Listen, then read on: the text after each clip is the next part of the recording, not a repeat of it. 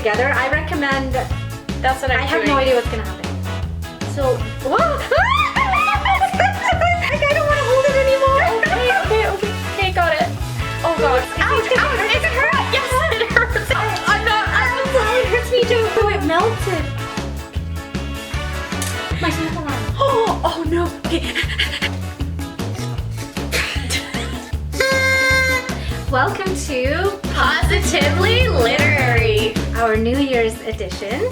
So today we are going to play some fun games because we're also celebrating Stephanie's birthday. So it's not on New Year's. no, but it's close to when we're filming. Yes. You're the birthday girl. Yay! I'm the You birthday. can put that on. Ah. We are going to talk about New Year's resolutions. We're going to talk to Penny from Analog Books and ask her what's in store for 2025. We're also going to discuss self-help books. I thought that might be, as far as books go. That's a good idea. Yeah. Before we play this game, we are drinking a non-alcoholic rosé. I never had rosé. Are you ready? I haven't either. I haven't either. I'm scared. It tastes alcoholic. It does. I mean, I've never. The only reason I'm scared is because I'm allergic to alcohol. It said non-alcoholic, and I think it's supposed to mimic what alcohol tastes like. If this is what alcohol tastes like, it tastes like that. I don't mind it. It's just scaring me a little because it tastes like actual alcohol, and I don't want to stop breathing on air. I don't know what alcohol tastes like, but I have experienced it and had bad experiences. But so that was rosé. This game is called Most Likely To. So I'm gonna read something out, and if you think I'm most likely to do that, you hold this side, and if you think you're more likely to do that, you hold that side. oh, I'm so excited for this. I've seen this game. And we compare. Okay, Okay, ready? most likely to use graphic violence in their writing. I started reading her novel. I wouldn't say violence, but there was Graphicness. which was understandable in the circumstances. Most likely to write a romance. Most likely to go to the gym. How do you know this? Ready? Most likely to get in trouble with the police. Most likely to go on a reality TV show. Most likely to post a selfie during the apocalypse. Who would get captured first in a horror movie? It's so true. I'm sorry, but It is. I am so bold sometimes that I get myself into trouble. I like that you used the word bold instead of blonde. I covered up my blonde. Okay. Most likely to end up on the news. Most likely to think that they're an expert on a topic. Most likely to be in a movie. Well, we won't get into that just yet. Most likely to have a pet monkey. Most likely to get lost in their own city. Most likely to survive in Jurassic Park. Thank you for that. Most likely to embarrass themselves. I didn't want to say you, but It's true. most likely to get a tattoo. Yeah. Okay. Most likely to have a conspiracy theory. Okay. So are you on agreement with me? Because I don't believe we've been to the moon. I'm so sorry, USA. Oh my goodness. And then that whole alien stuff. But The alien you stuff- have okay, government and police conspiracy I theories.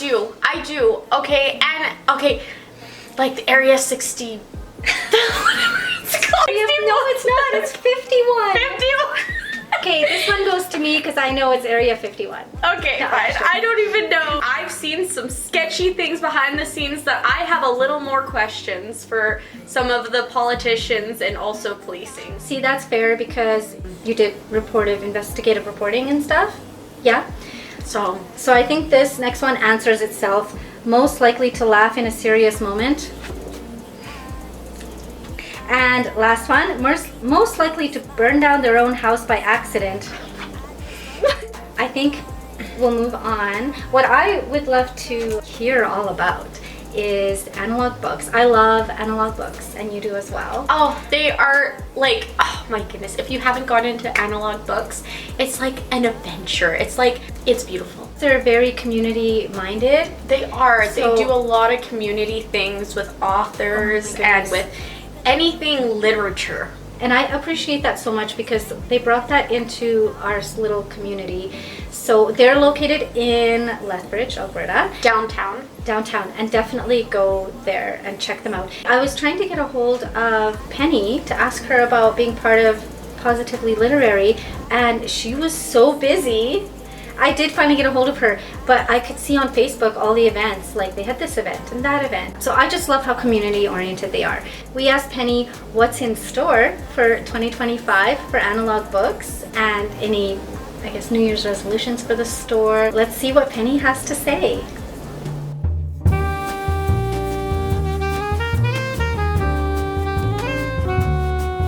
Hi, I'm Penny from Analog Books. We opened 4 years ago. We're just about to celebrate our 4th anniversary. We're Lethbridge's only community independent bookstore, and we're family owned. In 2024, Analog Books had an amazing year. We hosted around 250 different kinds of events. We did everything from book launches, we did book clubs, we have an analog book club as well as private book clubs. We've got a writers group, a writers open mic night, death cafes, story time, orange shirt day. We had theater rehearsals in here. We had a theater season launch. We did the analog prize. We've done book exchanges. We've done blind date days with a book. We've had several classroom visits. We've had visits that we've gone out to the classrooms. We were on site at New West Theatre. We were on site at the home show in March. So it's been an extremely busy year, and December is an action-packed month once again.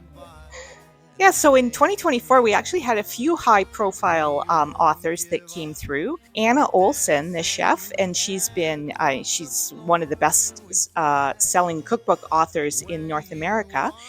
She was here for the home show, and we did several shows with her, as well as she was in the store signing books. So we even still have a few of her signed books left for Christmas, which is exciting.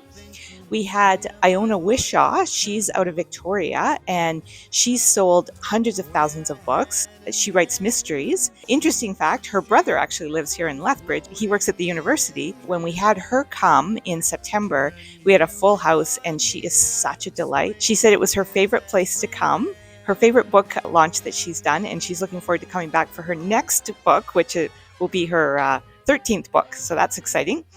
And then also a really cool one we had was on Bookstore Romance Day in August.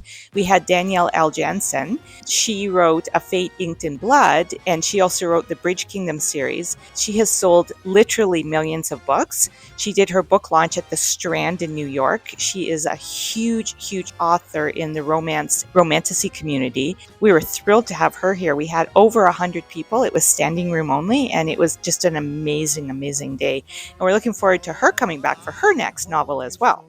So one of the best-selling series in the store has been Fourth Wing and Iron Flame. Iron Flame came out in 2024. So in January 21st, 2025, the final of this comes out, Onyx Storm, and we're actually going to do a midnight release party. So on January 20th, we're going to have a midnight release party where everybody can come wear their pajamas and come and get the book a couple hours early and sit here and read your book, and then go home and stay up all night and read Onyx Storm. I'd like to thank you for coming in today. It's a big honor to be on Positively Literary. And we're looking forward to seeing all you readers in our store in Analog Books in 2025. All the best for 2025.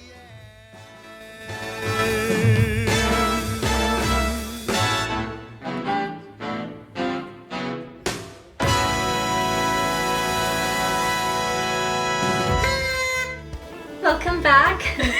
Thank you, Penny, for sharing all that with us. And we are going to, should we talk about some New Year's resolutions? Definitely. What's in this year for you? 2025, So I'm kind of sad that it's also what was in my New Year's resolution last year, you know? So the biggest one, of course, and this is writing related, is to finish Arranged Marriage to a K-pop idol. Number one would be finishing the rewrite. You know, with exercise and stuff, I don't really make a New Year's resolutions for that. And last year I changed the way I eat. It's very like keto, it's very keto, but Keto friendly. yeah, it's not completely keto, but I also don't have gluten. Like, you know what? I want you to do book 2 of your novel.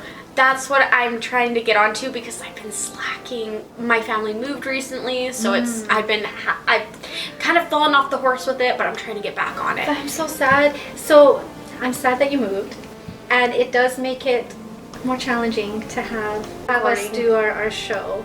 But yes, you guys moved, so everything, your writing came to a standstill. I am working on doing a novella with another, with my husband. Oh, I was gonna He's say, wait writing- a minute, you didn't tell me there's another author that you're, but He's yes, like, stop cheating on me. No. But you no, did tell me my that your husband, yeah, he's doing the man's perspective in this novella, and I'm doing the woman's perspective. That is such a good idea. One girl told me, well, I only read books with 2 perspectives because I find one perspective is not interesting enough to engage me. Wow. So that's Okay. fair. That's totally fair. Each to their own. Exactly, but it is popular. And I'm definitely gonna come out with another children's book. That's so fun, yeah. I have like the Crazy Potatoes that came out, and it has like dyslexic font, so kids that have challenges reading or having a reading or writing impairment, they'll be able to read it and actually even know if they're dyslexic. So I'm coming out with a number 2 called The Crazy Potatoes, The Rotten Potato. Your novel actually just won an award for best cover in its genre. Yes, yes. It won in historic fiction. That was Land of the Dragon. So I was like so excited because I know how hard my designer worked on it. The one side, it's like your husband's, like kind of Face. what he Yeah, looks he was like, the and then model. when I looked at it, I was like, it totally is. Yeah. Yeah, it totally is. So your artist did an amazing job. Yeah, she did. She was amazing. So it feels good to get recognition for your book. Yeah. Like the cover, the writing, obviously, like that's exciting. Yeah. So that yeah, just I was happened happy. I was like, yeah. But for 2025, Yeah, so I need to get on the horse again with writing, and then I'm actually planning on going back to school. Okay. So I'm gonna go back to school, and then another goal of mine is I just had a baby not that long ago. Yeah. Like she's 5 months now. She won't be probably when this comes out, but I want to get back to my normal self. Like I'm happy and I feel good, but I want to be back to my normal weight that I'm used to. Oh, so like a health, like you want to, is it like going to the gym? I probably will do a little bit gymming, but I want to do it with also eating more veggies and stuff, right? I've had fun taking up a little bit of boxing. So me and my husband, we actually box a bit. He doesn't go very hard on me because he would like pulverize me if he did. But He's tall. And yeah, he's a big man. So he's like, he just like taps me. That's a good kind of exercise where you're doing like an activity. I actually get out of breath. It's so crazy. Like, I think that's the best way for me because I used to be very sportsy. I am very competitive. So if I'm up against somebody, I push myself way harder than I normally would. I am too, and I don't know if this is considered competitive, but I wanted to learn this dance. By the time I finally did this little TikTok, it was exercise. It was a lot of exercise. That's that kind of exercise I can do. I'm not so sure about just committing to the gym. They do say, as a writer, that you should be writing every day. It is. It's good. It's really healthy to be writing every day. But to work it into your schedule somehow, pick a time and just build it into your schedule like a habit. And that's what I love about National Novel Writing Month, is that it builds a habit, because I'm competitive too. So I see the chart and I'm feeling like I can do better. well, I'm like, I'm losing this competition. The competition is to write an entire novel. When you come out of that, you end up with a habit. Yes, that's true. That's very My true. habit isn't like from 6 a.m. to 7 a.m. My habit is like at some point during the day, in the back of my mind, I'm like, I haven't done my words. Then I need to do it by the end of the day, or else my competitive nature. I'm hoping to take that into 2025.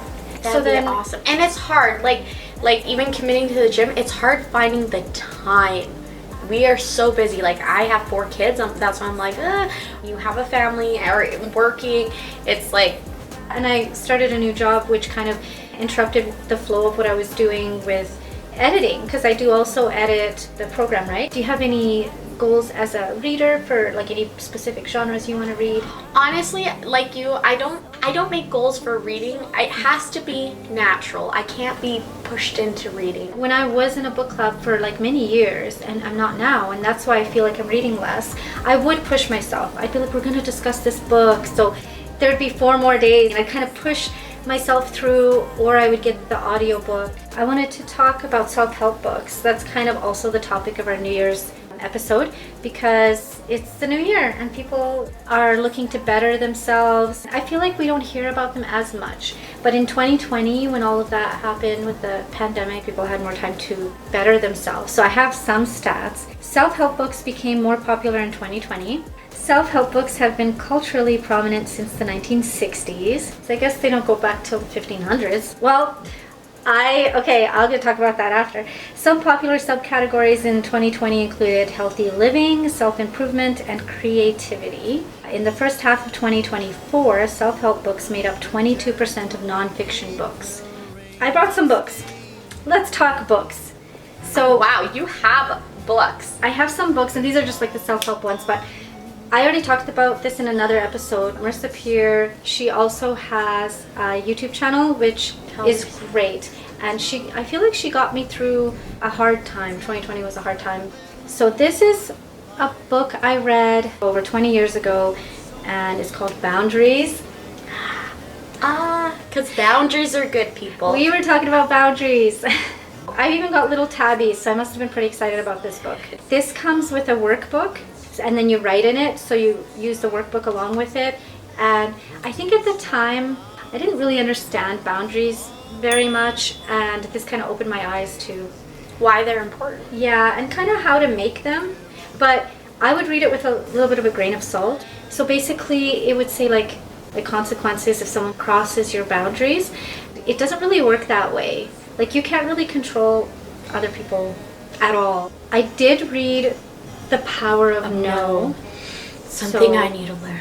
The Power of No, or any book that helps you to say no, which takes me to this. Now, I'm going to tell you about this book because I feel like I want you to read this book. When I say no, I feel guilty. Oh, yes, that is totally me. That's so hard for me. This was written like in the 70s or something, but this is quite literally the most brilliant thing I've ever read. So it goes through examples of what to say, let's say on a call with a telemarketer, or if someone comes to the door and they're a pushy salesperson, and it gives you techniques. It's so good because it gives you actual techniques. It's not just talking about like saying no, it's giving you these case scenarios. So that's what I love about this book so much. The entire thing is like these scenarios, and you play them out. There's a scenario with your boss. He's asking too much of you, and you need to say no. A scenario with a partner, scenario with pushy salespeople,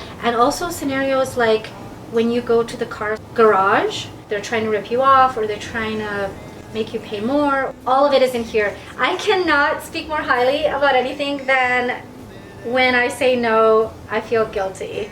But you came from a faraway city in a faraway land, so and I didn't bring books. But I do have some books in mind. One of the self-help books I still remember, especially in these times where the economy's like, and like, you know, things are like tight, and people are like, how the freak are we supposed to survive, you know?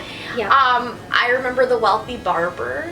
I don't Oh. remember who it's by, but The Wealthy Barber is one that I think it's very well known. This is very interesting to me because I read 2 of those type of books that were really good, and they're like classics, but I don't know that one. The Wealthy Barber, yeah. It's comment below if you read The Wealthy Barber. Sorry, I feel like I was like attacking you with my hand. But like, yeah, comment below If you're watching on YouTube. yes, if you're watching on YouTube. Another one that I remember is The 5 Love Languages. Oh, that's a popular one. that's very popular. There's even one for like kids to recognize the 5 love languages in kids. Another one, we watched this movie, me and my husband, and it was so beautiful that we're like, okay, we have to get this book, but we never used it. The Love Dare. Interesting. That sounds like there would be activities to do in it. Is it something like that? Yeah, so it's like basically the idea is that you love what you sacrifice for. And in order to really manifest the love you have for your partner or your husband is to basically sacrifice for them more. I've heard that even in these dating videos, and they'll say that men will appreciate like someone they're dating when they're sacrificing more. And that's why when they're taking you on these better dates or they're paying for the date and you know you hold them to a higher standard, then they will like you more. It's honestly the mindset is like, yeah, you love what you sacrifice. The more you sacrifice for this person, the more you actually grow to love them. I did want to mention, so Rich Dad, Poor Dad. Rich Dad, Poor Dad. Okay, my husband's been reading that and he's talking non-stop about it. Yeah, so I felt really encouraged when I read it. I liked the way that it was kind of shifting my mindset. Another one that I even found a little bit better was Think and Grow Rich, also an older book. And I listened to those like on audiobook whenever I would do dishes. I really enjoyed listening to financial, that kind of stuff, because it's so different than just listening to romance, which is entertaining but isn't going to ultimately help you in the end. It's not. So an author that we both know, Adam Dreece, he did a book called 5 Critical Things for Successful Book Signings. It's not a very thick book, but I feel like if you wanted to delve into having a better success rate maybe with your book signings, not just book signings but those markets that we do, so he talks about that as well. You know what he taught me in his presentation that I never thought of and always stuck with me? That you need an author persona. So I'd never thought of that, but he's absolutely right, because I write young adult.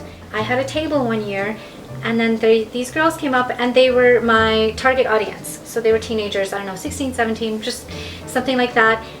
And they were looking at the book, and I was talking to them like, you know how you talk to a friend, an equal? And I noticed that they kind of seemed shy. I don't know if I fully understood it until Adam talked about having an author persona, and then I was like, he's so right, because he's like, you are this person at home, you are this person when you're having fun with your friends, which was the kind of the persona I was Trying to go for. putting out there. I'm not even sure why. Maybe I didn't think about having an author persona, but I love the idea. I'm still working on it. Do you feel like you have an author persona? I do actually. Okay. I think, like, I mean, I've been told, and I don't know how true this is, I've been told that I'm really good salesperson, like saleswoman. Oh. But like I hate it. So it's not my passion area, but apparently I'm really good at it. When I was thinking of self-help books, like I was like, the book that helped me the most was this one. Oh. 3 years resolution. No dating. Why is this? It was like this. It was just sticky on here, and it says New Year's resolution, no dating. Oh my goodness. This book, it was written in the 1500s. That's what's... Oh, wow. Yeah. Basically, I was at kind of a low point. I might have been divorced at this point. I didn't like where I was at. And then also, I didn't leave my faith. I always believe in God. But I was just kind of doing the opposite of everything and sort of just seeing what's out there in the world. You know, when movies tell you that this will make you happy? So nothing was making me happy. And it's actually kind of scary to be in that place. Position. I went to Value Village and I was like, are there some books that I could read? You know, anyway, I ended up, I don't even know why I bought this book because it's so like archaic, but I started reading it and it really pulled me back into just like who I really am, into my faith and everything. But I didn't know that this was written by a priest actually. Oh, interesting. Yeah, so 1500s. I have these little tabbies because I'm going through it a second time. I basically underlined everything. That's so funny. But I just want to, I don't know, I just feel like it's so relevant. Here's a great one on judgment. It says, for if you permit yourself the liberty of severe judgments on your neighbors, God will permit you, for your punishment and amendment, to fall into the same faults for which you condemned others, in order that by such humiliation you may discover your own pride. From the 1500s until now, it was put into papyrus. Wait, this isn't Egypt. What did they, on scrolls? Yeah, scrolls. But in the you're the history person. In the 1500s, were they getting into books, or was it still scrolls? I do believe they had books. Just kind of fascinating that, like, I'm holding a book that was written in the 1500s. Oh my goodness! Hold that thought. Oh, thank you. Oh my goodness, I'm so excited. You don't have to open it now. You probably know what it is because I asked you, do you take baths? Oh my gosh, I'm actually really excited now. Thank you. I feel like we need help. Welcome. Yay. Oh, you even put a stamp. That's so cute. It's a bee. It's a wax seal. Yeah, It's a wax seal. Should I open it now? Yes. Okay, I'm gonna open it. Oh, I love it. It's Tinkerbell. Oh my goodness, that's so cute. Look at. Can you see that? It's us. Look at this, guys. Look how adorable. Sorry, I don't know if I'm supposed to be sharing that. I really appreciate it. I really appreciate you. So, Aw. thank you for joining us. So Happy New Year from us at Positively Literary. And we'll see you in 2025. Yay! Okay, I'm stopping it. Oh my gosh. I'm so happy. I want